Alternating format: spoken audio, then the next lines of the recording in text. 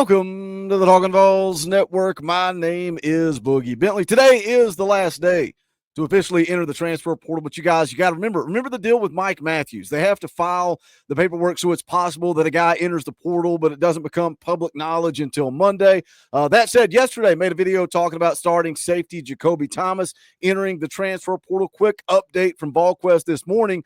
They said that there is a path to return to Tennessee. So we'll see what happens there. It's definitely a money play. I mentioned in the video yesterday that he's got the same agent as Christian Charles. That agent is telling them that there's more money elsewhere. So does Jacoby Thomas get that money elsewhere? Does he elect to stay at Tennessee? We're going to see. We're going to find out if he's gone. Yesterday, I mentioned a potential safety that's in the portal that is supposed to be visiting Tennessee. If you missed that video, go back and check it out. We also, in the earlier video, talked about some options at wide receiver. But today, I want to switch over and talk about the defensive line because we know that Tennessee wants to add at least one guy on the interior of the defensive line. And Tennessee is set to host several visitors over the course of the weekend. Now, they've already hosted a couple of defensive linemen on visits this portal cycle. Those guys ended up elsewhere. Ohio defensive lineman Cam Rice was here earlier this month. Ultimately ended up at Maryland. Western Michigan defensive lineman Mason Nelson was also here earlier this week, but he committed to Vanderbilt. So we're going to take a look at a few guys before we do that. You guys know the deal. I need you to do that YouTube stuff for me. Take 2 seconds. Drop down below the video and hit thumbs up. If you tune in every day and you like what we do, hit that thumbs up. It helps the channel. I would appreciate it. If it's your first time here, welcome to the Talkin VAWLS Network. We're not experts or insiders.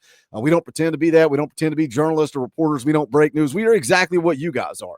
We're fans. This channel is for the fans, by the fans. If you like it, subscribe, click that bell for notifications. You're not going to miss out when we go live or when we drop a video. Next live stream should be Sunday night, 6:30 p.m. Eastern time. We play EA Sports College Football, but we talk all things Tennessee football. So come join us for that. If you really like what we do and want to support, hit that join button down below. It's just $1 a month. You get a power tee beside your name, custom Talkin VAWLS emojis, but you keep the lights on around here, and we are grateful for all the members of this channel. But let's jump into the news. Let's start with the first guy, Isaiah Johnson, Arizona defensive lineman, 6'1", 311-pound redshirt junior. You see there on the screen from Matt Zenitz, Arizona defensive line transfer. Isaiah Johnson is set to visit North Carolina and Tennessee, his agency tells Chris Hummer and me. Now, let's talk about Isaiah Johnson. Got 2 years of eligibility remaining. If you look at his career, didn't see any action as a freshman in 2022. Played in just 2 games during the 2023 season, but played 10 games as a redshirt sophomore this past year, recording 8 tackles, 2.5 tackles for loss, and 2 sacks. He was a 3-star prospect coming out of high school. He was expected to play a bigger role at Arizona this past season, but they ended up recruiting over him in the transfer portal. Also, you got to keep in mind, Arizona, where did Tennessee offensive lineman Wendell Moy Jr. come from?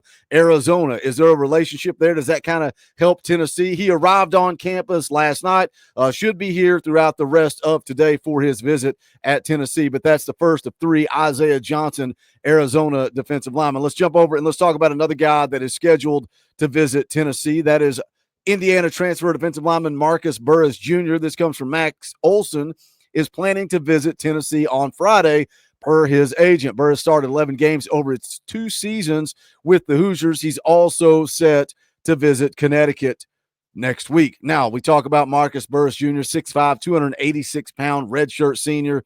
He was a 4-star prospect coming out of high school, now listed as a 3-star prospect in the portal. Spent 2 years at Texas A&M where he saw limited action before he transferred to Indiana for the 2023 season.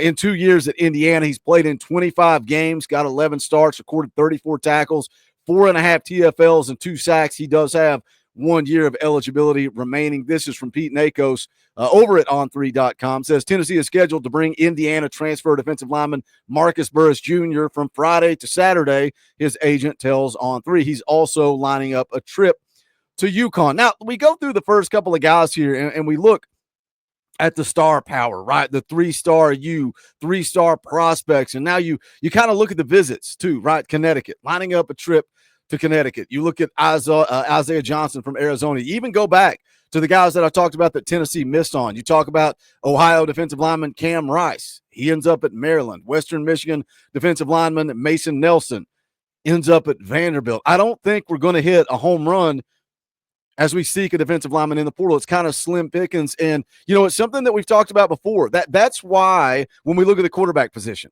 The spring portal window is not where you really see the big-time playmakers. Now, could you point a finger at Josh Heupel? Could you point a finger at this coaching staff and say that they struck out in December? How do you feel about this roster right now? Because if you take away the Nico news, you take away the Nico drama where you're losing your starting quarterback late in the game, right? I mean, we're talking about right before the spring game. Our starting quarterback hits the transfer portal, kind of backs us into a corner because there's not a whole lot of options here. And I think when we look at the defensive line unit, Rodney Garner is evaluating each and every one of these guys. The two guys that came into campus, were they not fits? Is that why they ultimately ended up at Vanderbilt? Is that why they ultimately ended up at Maryland? You talk about Connecticut, some of these teams involved.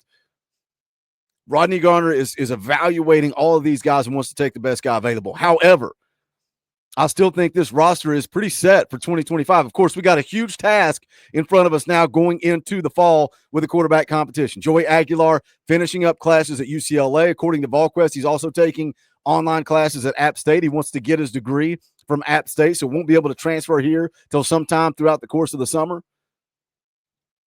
That's the problem.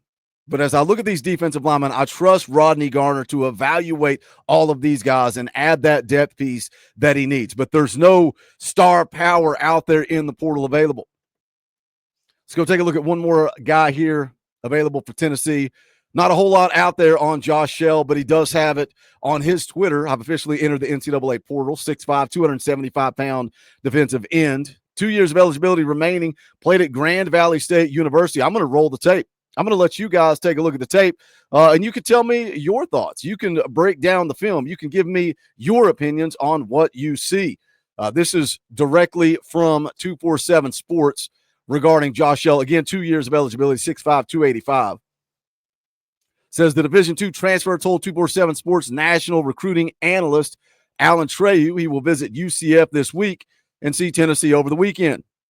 6'5", 285-pound Shell had 35 tackles, 3 tackles for loss, 2 sacks, 5 passes defended, and forced a fumble last season for Grand Valley State, where he also played baseball. Now, they rattle off his baseball stats here, but I'm going to tell Josh Shell to probably stick to football. Posted a 6.5 ERA in 18 innings across 13 innings as a relief pitcher. That sentence makes 0 sense. Shell has been offered by Charlotte, Bowling Green, Middle Tennessee State, James Madison, Coastal Carolina, and others since hitting the portal.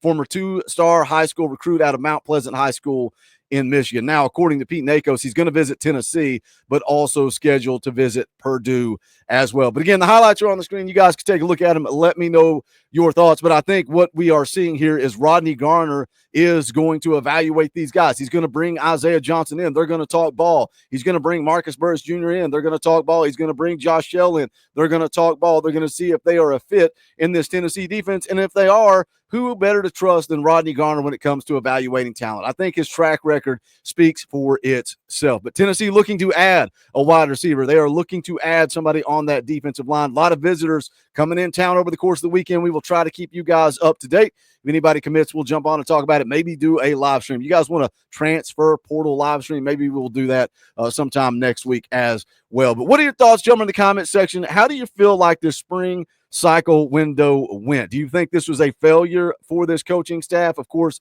the Nico thing is kind of leaving a bad taste in your mouth. We didn't expect to be going into a quarterback competition in 2025, but we will see how it plays out. As always, make sure you guys smash a thumbs up on the way out the door. Go check out the official merchandise of the Talkin VAWLS Network. You can go to bonfire.com/store/Talkin VAWLS. And again, shout out to the members of the channel. If you are a member, if you have a Power T beside your name, you are what allows this channel to continue to move forward. We can't talk Tennessee football all day, every day without the support of the members. So shout out to you guys. All the links are in the description below to buy merchandise, to become a member, all that good stuff. But if you don't want to do that, just smash a thumbs up because it's quick, free, and easy. Jump in the comment section. Let's talk about it because this is the Talkin VAWLS Network. My name's Boogie Bentley.